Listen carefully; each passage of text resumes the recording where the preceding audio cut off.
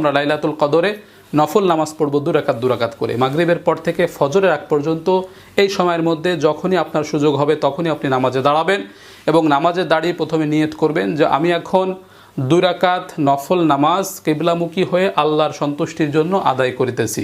এতটুকু কথা অন্তরে সংকল্প থাকলে নিয়ত হিসেবে যথেষ্ট হবে, আর কোনো অতিরিক্ত শব্দ যোগ করতে হবে না। এইভাবে নিয়ত করে আল্লাহু আকবার বলে দাঁড়িয়ে যাবেন, সানা পড়বেন সুবহানাকাল্লাহুম্মা অথবা আল্লাহুম্মা বাঈদ বাইনি।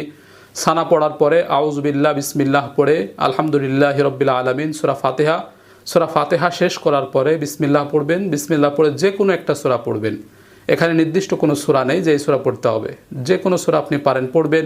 প্রয়োজনে এক সূরা বারবার পড়বেন, প্রয়োজনে একাধিক সূরা প্রথম রাকাতেই পড়ে ফেলবেন, কোনো সমস্যা নেই। এভাবে সূরা পড়ার পরে আল্লাহু আকবার বলে রুকুতে চলে যাব, সামি আল্লাহু লিমান হামিদা বলে রুকু থেকে উঠব, স্বাভাবিক নিয়মে আবার সেজদা করব, আল্লাহু আকবার বলে 2 সেজদা করব, আল্লাহু আকবার বলে দাঁড়িয়ে গিয়ে দ্বিতীয় রাকাত শুরু করব। শুরুতে আমরা বিসমিল্লাহ পড়ব, বিসমিল্লাহির রহমানির রহিম পড়ে সূরা ফাতিহা পড়ব আলহামদুলিল্লাহি রাব্বিল আলামিন।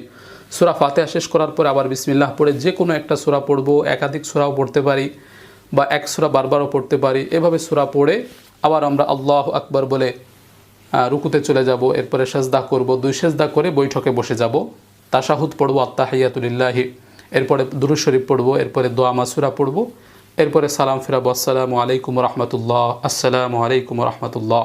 এই যে হয়ে গেল লাইলাতুল কদরের নফল নামাজ। আমরা লাইলাতুল